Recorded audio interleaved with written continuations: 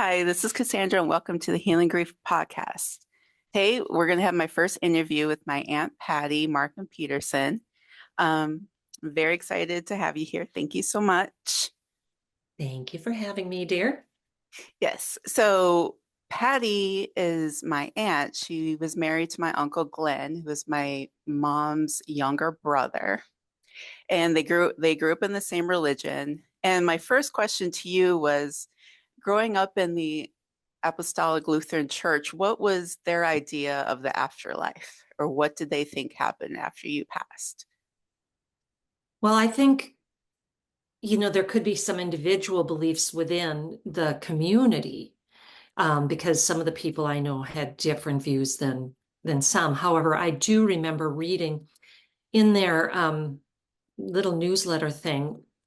It was around the time my husband died, about them, being in the ground till Judgment Day. And I know some other fundamentalist religions have that, where you go in the ground and you're in stasis, I suppose, till Judgment Day, and then all rise from the grave. And yet, I can't say really what I believed prior to his death. Just didn't have to think about it a whole lot, right? Mhm. Grandparents died, and yet what everybody always said is they're in heaven now. So there was a discrepancy there, right? They said, "Oh, Right. now they're in heaven," and yet then you read and see some of this. So there was some ambiguity and not even knowing what heaven entailed.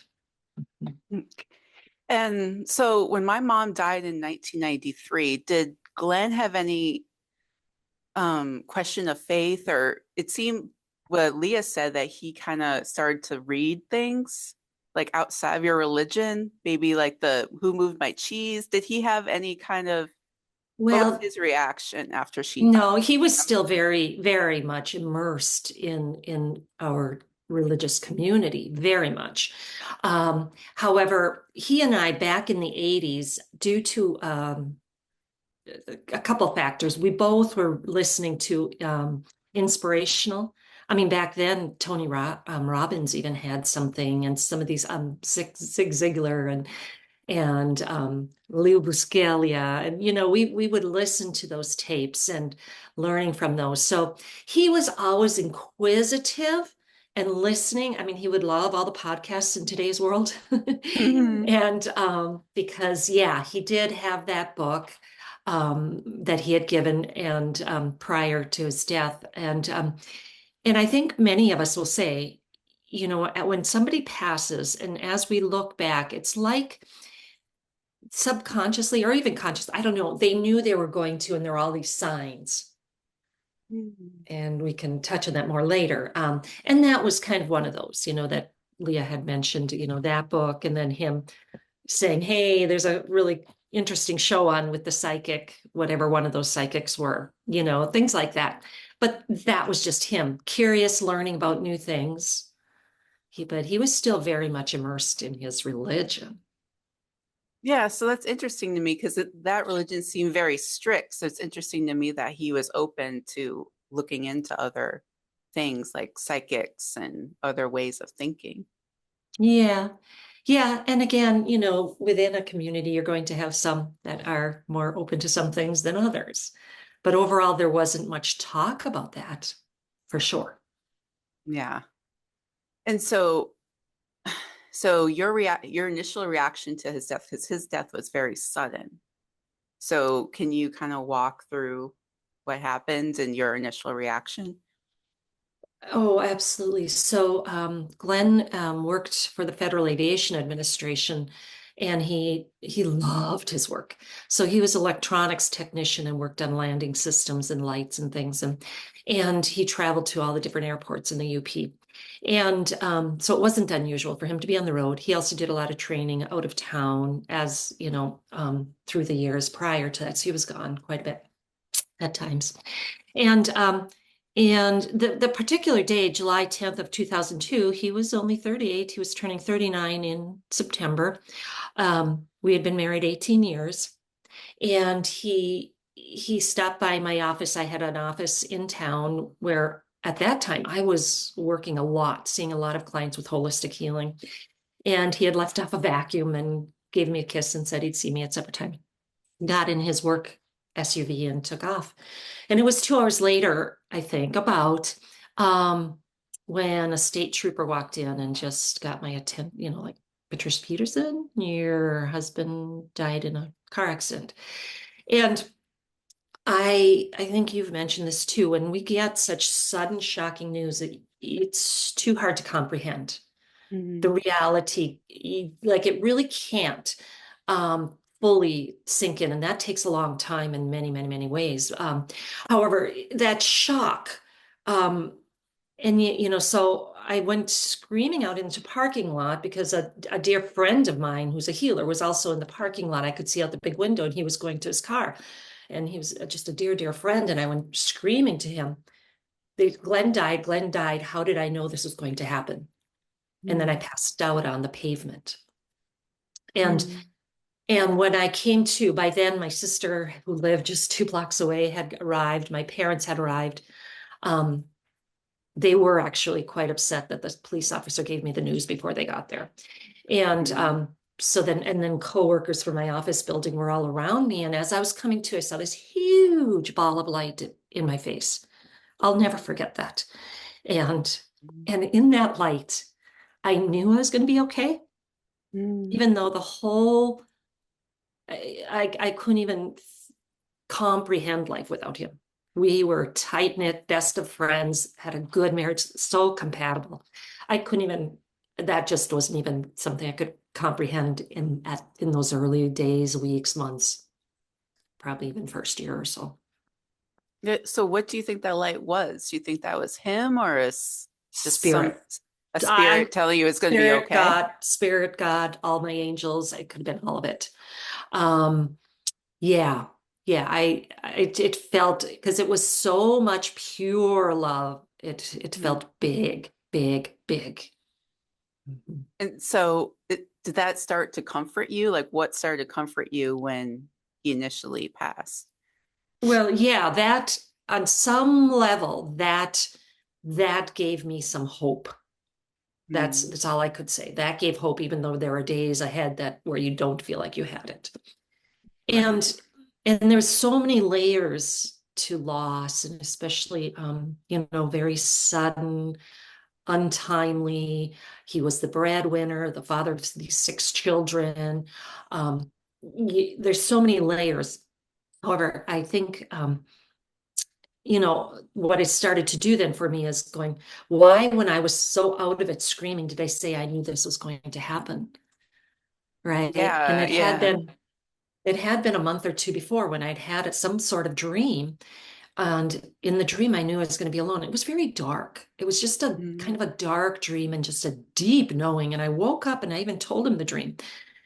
And he, just brushed it off. It's just a dream. And I just kept sitting with that. It was so heavy. And then when my daughter, 13-year-old Leah, had woken up and shared that she had had a dream that her daddy died on that same night. mm, And so I even went to see a friend of mine who's the most open, hippie kind of person. She was a massage therapist, and she had studied about dreams and had books, and she just kept saying a death dream doesn't always mean a physical death. A death dream can just be a death of an aspect of his personality, and that's true. I've had since then, and they're not all literal. And so it took a while to shake it. It really did. So you put it aside, you go back to living. And so it was that day that it happened that that came up. It's like, okay, on some deep level, were we being prepared? right. There's a lot of unknowns. Yeah, and you mentioned you were a healer and you were a nurse before that, right? You were into Right. nursing or the medical field. What created your transition from nursing to the healing modality? Yeah, ever since I was a little kid, I was all about the caretaking and always playing doctor, and I just knew that was my route. However, going to be a doctor with all the years of schooling just never. So I went, into the RN degree in the local town here, and was a nurse all of the 80s and all of the 90s. And it was toward the end of the 90s when, through different things, my kids' health, Leah's health, and things like that, that I started to wake up to going, yeah, some of these things don't make sense. And intuitively, I had a hard time giving my kids the vaccines. I just like, this doesn't feel right. So I started to do a lot of research.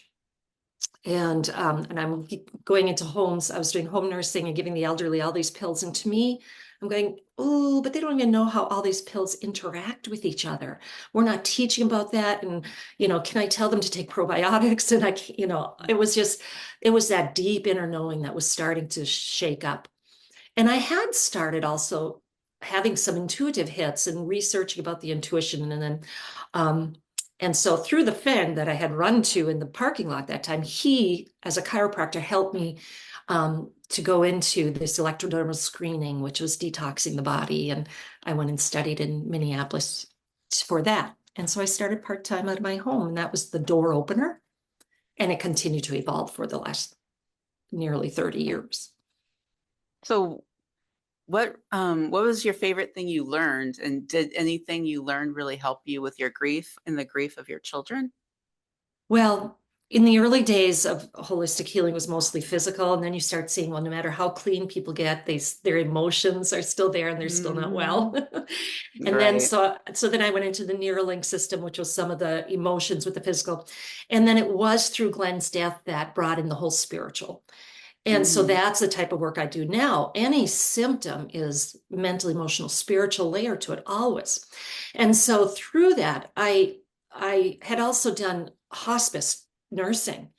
And through hospice, I had been with the death and the dying. So I knew about the stages of grief, and I knew about grief support groups. So that was phenomenal in the fact that I had resources to go to. No, nothing can prepare you, right, Cassandra? Right. Right. Hmm. Truly, until you walk in those shoes.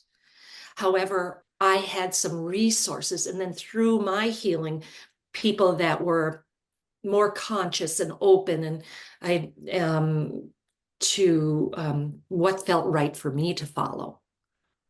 And it was soon after he died that somehow a book crossed my path around angels. Back then it was Doreen Virtue's work. I started reading that. And then, Saved by the Light. Is that a woman's near-death experience? So I started just voraciously reading that because I needed to understand, what is heaven? Where is this heaven? What is heaven? And how can we access it or not? And so it continued through the years of following what felt right to help with those myriad of emotions and those stages of grief, with the shock and the anger and the depression. Um, and I went to a lot of different healers, and always noticed I felt better if I even had a massage on that day. Yeah, it's so true. Your body manifests what you're feeling in your emotions. And when emotions are so strong, you don't have the tools. Like it's so important. Like the somatic work that people are doing now and learning that Mhm. trauma's in your body, it's so important. It is. It's, for me, witnessing from the 90s to now, when things were so different and people thought I was crazy, and now Mhm. to see so much of it just common, right? It's lovely, because absolutely that's part of the work I help people with, is find, well, where's this energy congestion, and what's the beliefs held in there? What are the old limiting beliefs? What are the emotions? And how do we dissolve that to allow in more of spirit self, your soul, who you really are, to live um, a happier, more peaceful, balanced life? So I've worked with you. We've had sessions together. Can you explain to people what you do to get them to connect with their souls and maybe something they can do on their own? So, like I mentioned, there's my journey as a healer has been ever evolving, ever refining. And one of the modalities that I use is a medical intuitive. I'm a medical intuitive, meaning I've enhanced my intuitive abilities, and I can see energy and I feel it. And we all have this ability, our intuitive sense. Do we hear, see, know? or feel.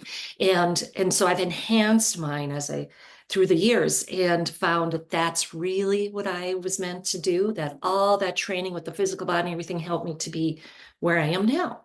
And so when I help people find whether they come with a physical symptom, emotional symptom, I see a lot of people with anxiety, depression, and then helping go, especially looking at the within the body, the chakra and chakras, those energy portals through the spine. There's 7 major. That gives me a lot of information, how the energy runs through there. So there's a ton of ways to access that, to where we feel the blocked energy.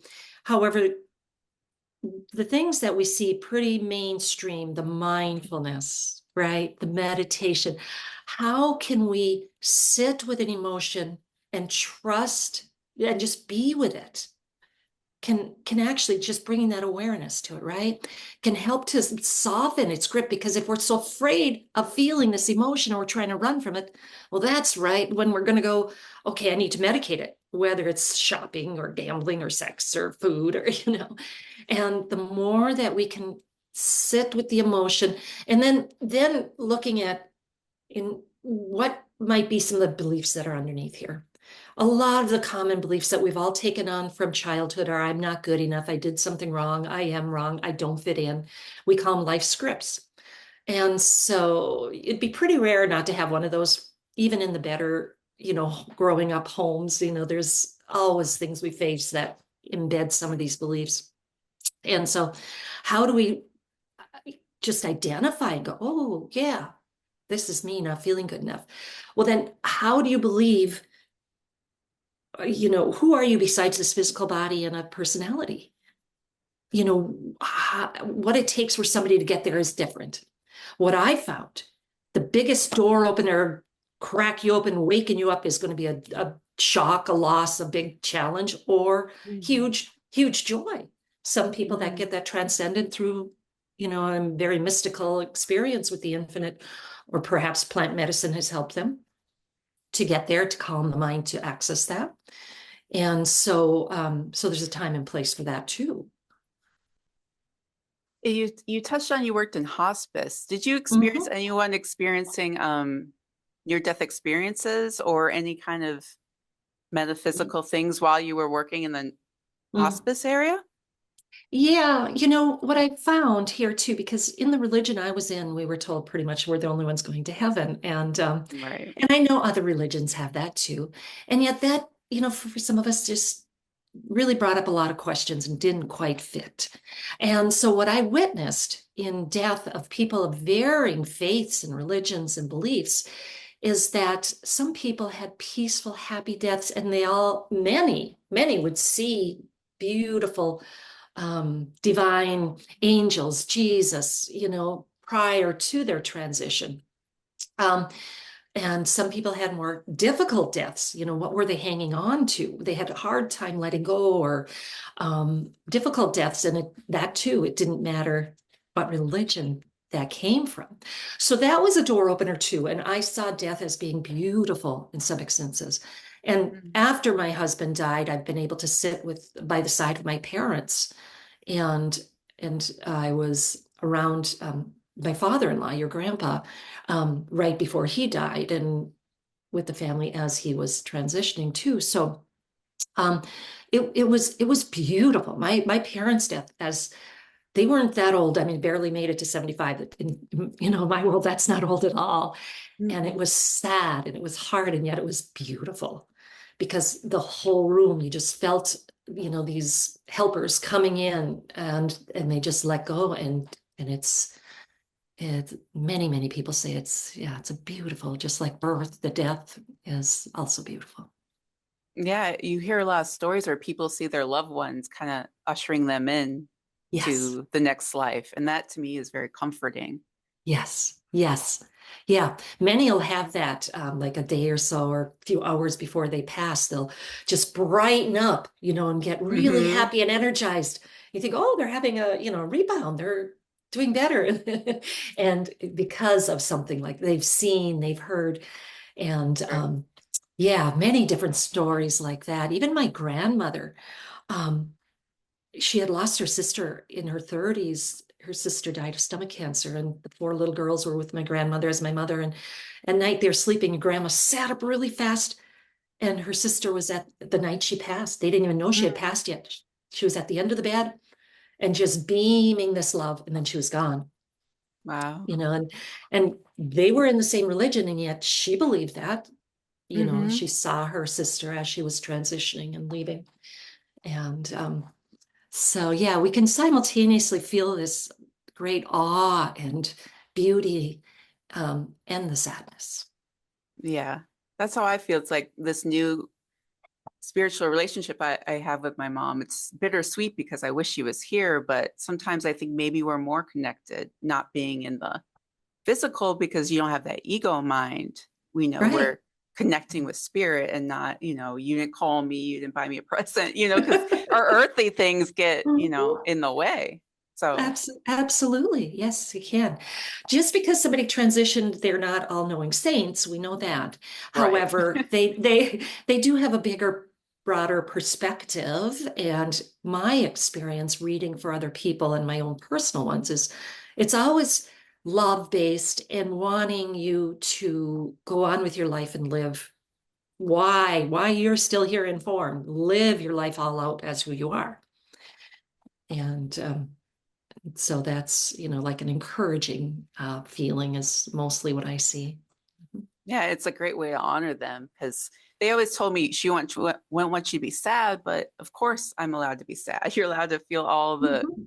Mhm. emotions. And Mhm. like you said, when you suppress emotions, it gets worse and they just bottle up, and they come out in opportune times. Right. And I think you shared in your other podcast, when you had another loss of somebody that you really loved or and emulated and enjoyed, and then when they died, more grief came up because there's still unfinished grief from your mother's death. And Right. that's what I see happen. It can even be complicated grief when we don't deal with those emotions and all the feelings. And then we get another loss, and it can be the loss of our pet, or our job or something, and we're just messed and just Yeah. crumbled to, nothing, we can't even deal with it because of that.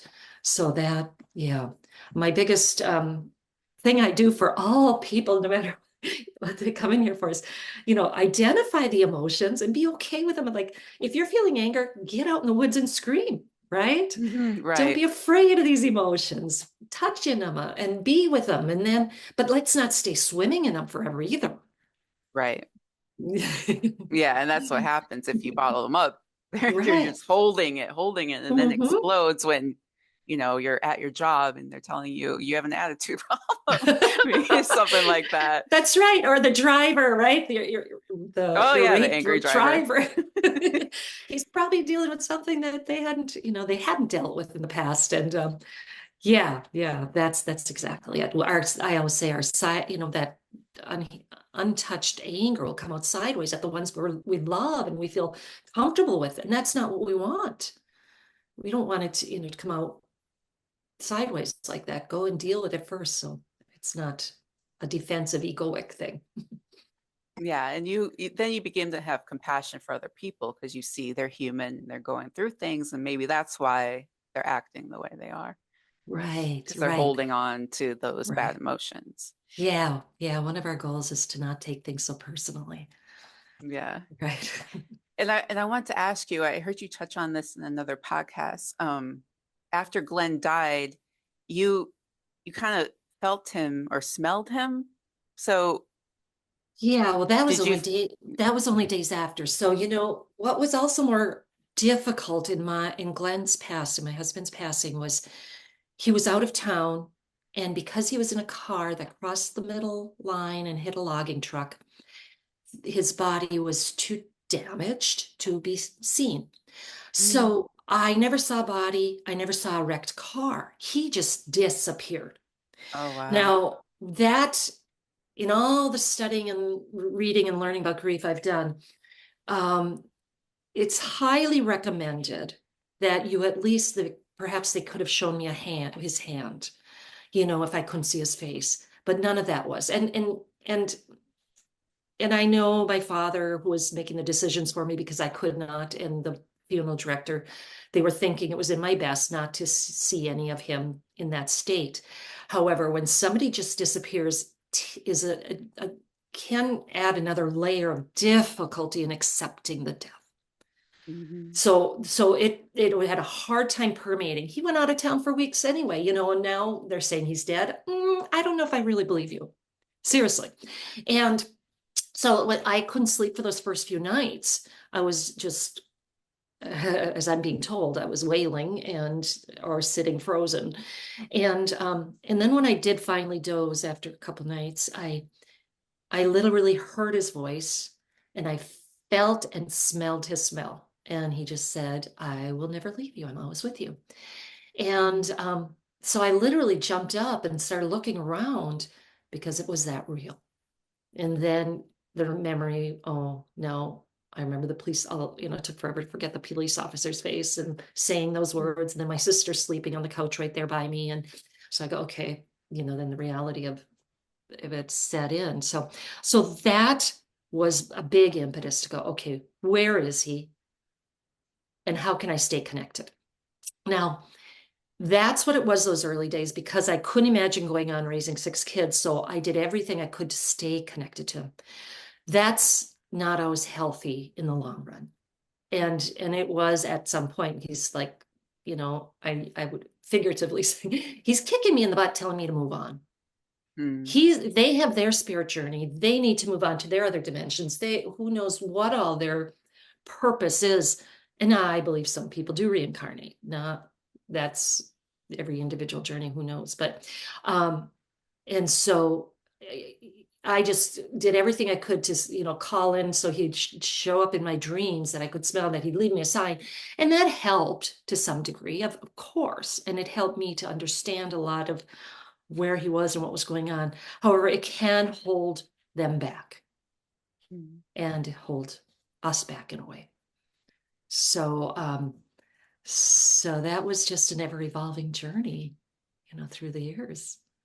But he So you definitely, so you don't have that connection with him now? Do you think you could no, call him? No. You think no. he's moved on? Or do you think I, he's with his kids at all? Do you think he's home I, to them? I, I hear that perhaps they've gotten a message here or there. Mhm. But no, I know for me it was to fully let him go and move on his journey and serve where he needed to. Um and through that it was really difficult for me to get to that point.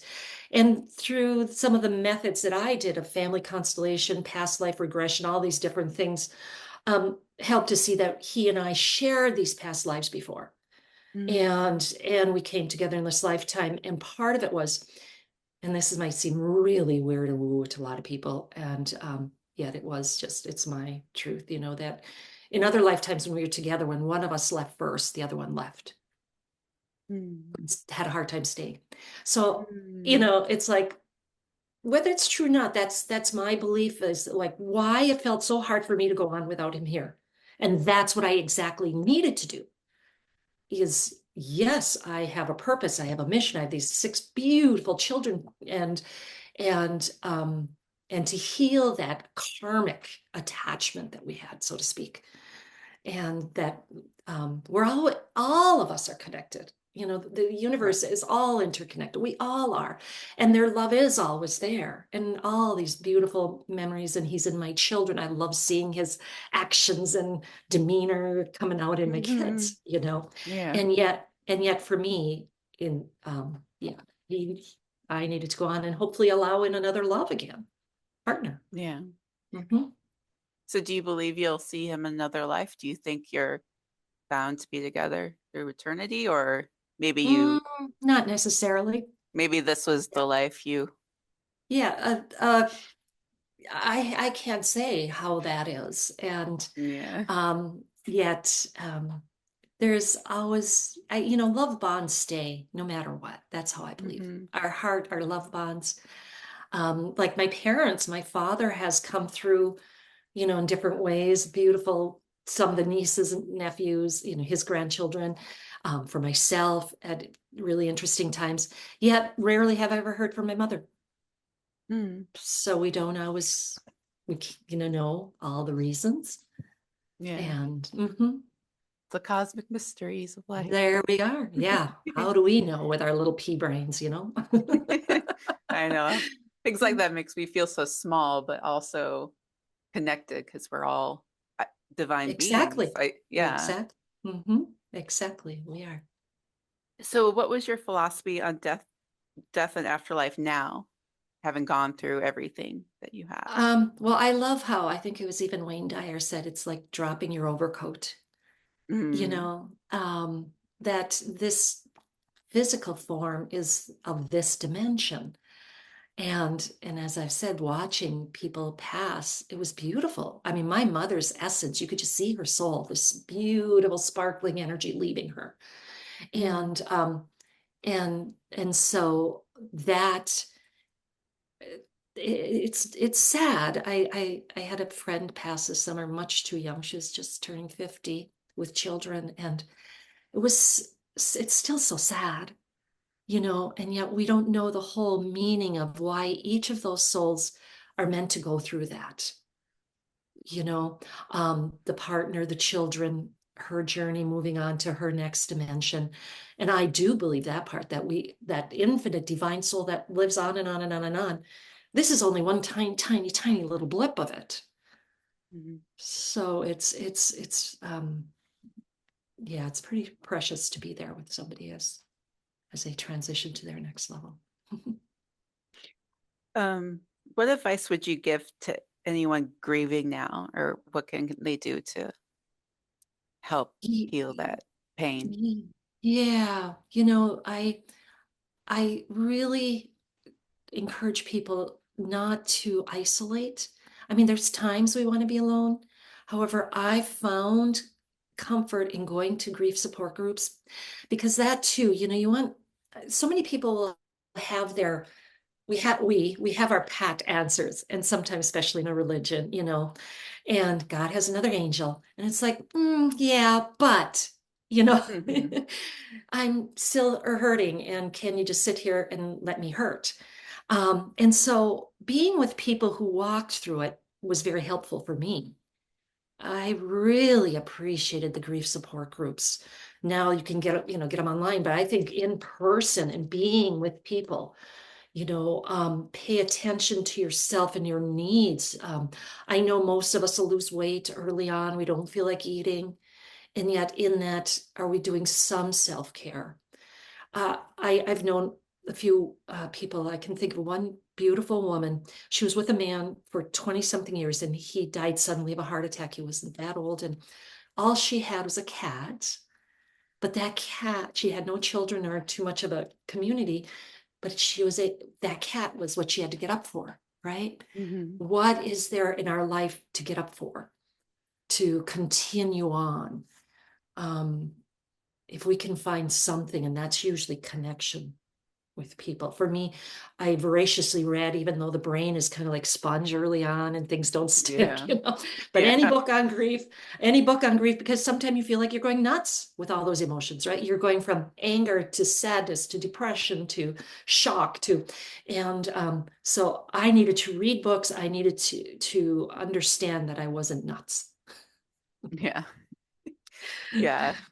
Grief is so dark and you do feel like you're going crazy. So it is very important Mm-hmm. to reach out to people Mm-hmm. who care about you. Mm-hmm. Because And yeah, and for anybody that's around somebody that's had a big loss, or any loss, to reach out to them, because as the grieving person, it is hard sometimes to ask, you know.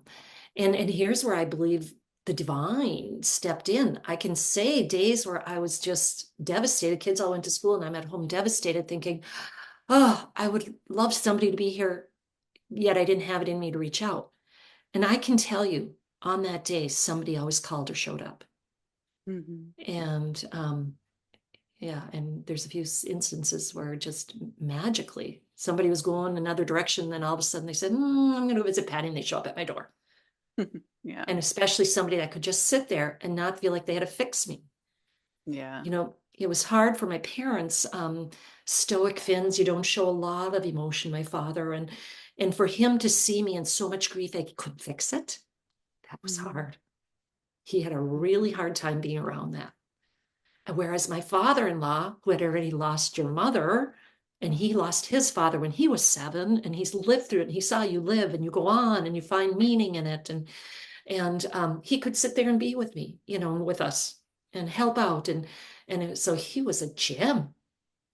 Yeah. Whereas some people, I had to just accept and forgive that it was hard for my dad to do that, to just be in all that, you know, Yeah. Because emotion a and lot a lot of people run from the pain or they just don't talk about it. That's what I found after my mom, like just right, no one talks about her. So the memories of right. her can't go away because no one Oh, speaks. you bring up a beautiful point, Cassandra, because I heard you say they're saying, oh, just be tough or be strong. And that's just a pile of crap, Yeah. right? It really is sad, sad, sad when we tell somebody that.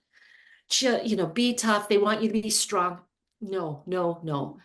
Right. This is grief. You've been through something big. Let yourself cry. Let's feel this. Let's talk about her. That is so true. And I learned through the grief groups that the grieving person needs to tell their story. Yep. That's how we heal. Tell your story, tell your story, and that's what you're doing. And Yes. and so we know then if we're with anybody else, ask them their story. Let them share their story. Yeah. Let them speak. Let them talk. Yep, I love because of who I am and I wear my emotions on my sleeve. And I was doing all of this. We brought up Glenn's memory. And so those around us joined in, and he was showing up in the dreams of my siblings, and I'm giving them the books Mhm. on near death. And so we all shared that. We tried to talk about it. I also had, in those early days after he died, I had a widow who had 20 years prior lost her husband at the same age, I believe her early 30s, and she had all these children. And she told me, you will know joy again. It just might be different. I mean, that I clung to because Mhm. she had walked through it. You believe somebody who walked through a similar loss. They're never the exact same, but a similar loss versus somebody who hadn't. And then also some children who had lost their parents said, please show your children when you're grieving. Don't hide it. My mother hid it because she didn't want to upset us. Right. And yet, then they're having the emotions. They're wondering, well, if mom's not looking sad, what's wrong with me? Or why do I Yeah. have all of this, right? So I believe in today's world, it's more common knowledge to access and talk about and be there than it was 25, 30 years ago. And it all kind of does depend on your culture, society. Like I said, my Finnish background, very stoic and don't show a lot of emotion. Yeah. Don't Those talk all, about it. right, right. Those all play into it. Yeah, and yeah, that's why I started this podcast because I heard a great quote. It says grief demands a witness. We need to talk about the people and also the Egyptian proverb how they speak the name of the dead and they'll live again. And when I heard that, I was like, "Oh my gosh, that's so true because Mhm. people in my Mhm. life, they don't know my mom. They'll never meet her, but because Mhm. of my stories, now they get to know her. If I post a picture that, it's they get to know her through me. And Mhm. so that's and you've been to Egypt. I'm Yes, so yes. jealous. So, Yes. so did you learn anything there about death and afterlife that Well, you found how, interesting? um, well, there's a lot there, I guess, it was very, very beautiful and mystical, and I had great experiences. However, yeah, some of the beliefs, around burying yourself with all your stuff, I'm not Yeah, so I'm not so sure about all that. Being so attached, the kings, the and then things. yeah, the things instead of leaving them for others to enjoy. Yeah, I some of that we go, wow, they really did think they were God, maybe. yeah. A little too Oh, divine. yeah, yeah. Whereas I think, when a dear loved one passes and they have their things are there, look what joy it's brought you to have some of these things that were important to your mother. And and so I tried to do that, through the years. And early on, letting his Glenn's father and brothers take some of his clothes and saving some for the kids. Um, and and yet I didn't want all of his stuff in my space forever Right. because that carries an energy. And I remember those early months even and his clothes still hanging by the front door and I'm going, his boots and jacket. I can't, this feels like he's coming home. I cannot do that. Hmm. I needed to remove that. Cleaned it up, I painted, I changed, and I hear a lot of widows that do that. Change your environment because it's a different life now. And Yeah. I've met people who many years later have everything the same as the day that person died and keep it that way, like a shrine to Yeah. them. That's okay. That's their way. I had to do what felt right for me. Right. Okay. So now we're going to go through questions. These are questions that I want to ask people to keep the loved one alive. So it's questions about you and Glenn. So the first question is, what's your favorite memory with Glenn? Well, we were married for 18 years, so there were just so many. I mean, the what like flashes my mind immediately is the birth of the babies, when you're both there so happy.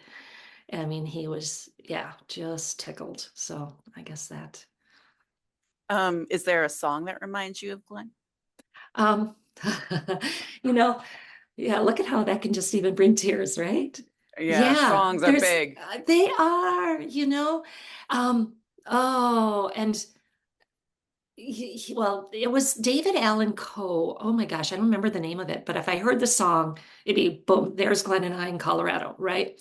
Oh, And yet, sometime when I hear Tom Petty and CCR, I go, there's Glenn. He loved his music and had a lot of albums and even those then in time I did pass on and get rid of. But yeah, there's the name of the song isn't going to come, but it'll make me want to go look it up. yeah. What was his most notable feature? Probably his brilliantly blue eyes. That's what Yeah. I tell everybody as I fell in love. We were in Colorado. We met through friends, church friends, and there were six of us that would ski. And sometime Glenn and I, before we were dating, would go on the chairlift, and you have a face mask on, but just the eyes show. And I fell in Mm. love with those expressive, brilliant blue eyes. Oh, yeah. And anybody who he visited in dreams after he passed, they said his eyes were shining so bright, and he Oh, just looked so happy. oh, oh, they'll make me cry. Can you describe his voice? Do you remember what his voice sounded like? Um, hmm, there too, I left his voicemail on his cell phone for a long time after he died to hear it. And luckily he's on some of the videos, although he was the one doing the videos always. Yeah. And I have to say that my oldest son has Oh, closest to his yeah. voice. Cole. Yeah. Yeah. Yeah. Oh. What was his style like? His Yeah. like what he liked to wear. Um, Yeah, what I picture right away is, I mean, the guy was always busy. Kind of, his father was that way too, your grandpa, and going from sun up to sundown, and so a t-shirt and jeans, and he could be greasy and messy, but he cleaned up beautifully, and I probably bought him more of his dress clothes than he himself did. Yeah.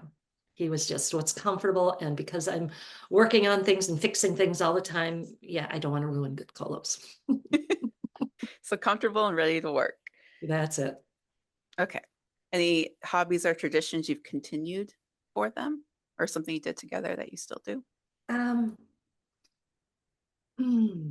Well, he was famous for making a game out of anything. I Mm. mean, for kids, he'd take the kids when they're building a puzzle and he'd blindfold them and try to build a puzzle blindfolded. Or, or who could be, quickest to do this, or who could guess closest to what the temperature is. I mean, everything was a game. Aw. And so I do like to see, when the kids carry on some of that, type of stuff. And yeah, that's like the first thing that comes to mind. He loves surprises too. And and so many of us anyway, really like to surprise because that was his gig. Was I always happy as the partner when he went and bought a boat and he didn't tell me? Or the snowmobile on the bank on Christmas morning? Oh no. Or the dogs he'd bring home. Surprise. But he loved that quality to bring out. Yeah. So you said you got rid of a lot of his things. Did you keep Mhm. anything, any precious thing that you still have to this day? Um, I've allowed the children to take whatever. There's in my garage, a couple of his awards are still out there. The first big fish he caught on Lake Superior, and my brother had taxidermy made it, that's out in my garage. Um, Definitely we've got photos and things. But even our wedding rings have gotten lost, and Oh, I, wow. those got passed on to the girls. And so I can't think of anything like in my ready day to day other than photos and things like that. But the kids, I sure just kept on encouraging them to have his things. Mhm. Yeah, that's great. Um, what important lesson did he teach you?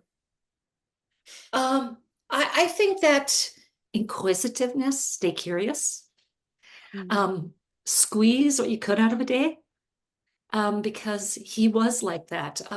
He paid attention. We could go down our same road in the country, and he knew what every neighbor, what's been going on there practically by what was changing in their yard, and he'd talk to them everywhere, and he would stop and plow my single friend, her driveway on his way to work, and so I'd say, he lived life fully. And you hear that a lot about people that die young.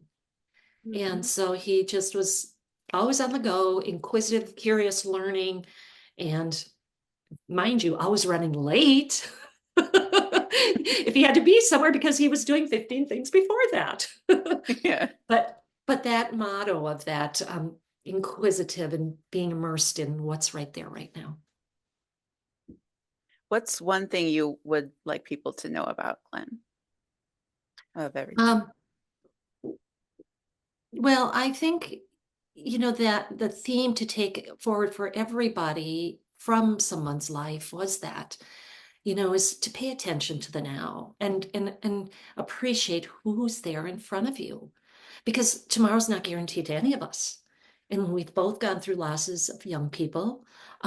Between us on the Peterson side, we've had, two young nephews and an infant little girl pass. I've had on my side a 12-year-old nephew die. I've had dear friends. We don't know what Mhm. tomorrow brings. And the way that Glenn immersed himself in whatever was there and the joy of it, and um, how can we all do that? Appreciate who's there, really be there, try, helping when we can, connecting. Yeah, I mean, a lot of people. I stood in line for 6 hours while at least 1,200 people came through his wake. Wow. Wow. Yeah. So he touched a lot of people. Yeah, he and the extended family and and it's just amazing how many little stories I heard in that line or in the days after of him stopping at a lemonade stand. That's another message. Is you never pass a lemonade stand without Oh, buying. oh, that's so sweet. That is, it really was. And I think, yeah, I think his father probably had some of that too. But so, yeah, I guess those would be the pieces that come forward right now in my Mhm. memory. Can you describe him in one word? Is there one word that you would give to him? Well, interesting. The word that popped in was effervescent. You know, That's a good he one. just, yeah, yeah, because he was kind of just bebopping, even when he'd come home from work and come and check on me before he'd go and plop on the floor and play with the kids. And he was so good at that. I always say I was too worried about, the cooking, the cleaning, and the Capricorn tendencies. Yeah. Yeah. So My I dad would said say, he always had a smile on his face. Glenn always that's had a smile on his well, face. That's that's what my that's dad beautiful said. to hear because I Yeah. I would agree. Yeah. I mean, yeah, we all have our stuff and get a little angry, and have, Yeah. whatever. We didn't agree on everything by no stretch, but our marriage was easy and Mhm. compatible. Mhm. And if you could say something to him now, what would you say? Thank you. Mhm. Yeah. Well, yeah. Thank you so much for So, doing this because I lost him too. 'Cause after mom died, I never got to see him again. right, You know? right. And and a testament here to love, I can go on and live I love my life. There's so much joy and feel that, meaning from his death. So much meaning came from it. Um, I just I'm a different person. We opened up to spirit, all of it. And yet, that testament to love, we can get teary-eyed again here today, just Yeah. bringing forward the connections we had with them, the love we had, and so, yeah, just a reminder for us to love up on everybody in our life in the moment. Yes. Oh, that's a beautiful way to close. And if someone wants to find you to work with you, where can they find you? I would say the easiest way is Instagram. Hmm. Patty, Patty, Markham Peterson. Connect through Cassandra if you need to. Yeah. But Instagram's probably easiest. I am on Facebook too. Because there are so many Patty Petersons in the world, I use my maiden name also in there. So, Yes. Okay. and you Thank you. you can put a link in the description, right? Yeah, yeah, I'll tag you Mhm. and all that good Mhm. stuff. Mhm. Okay, thank you for listening and Great. yes, and remember forever.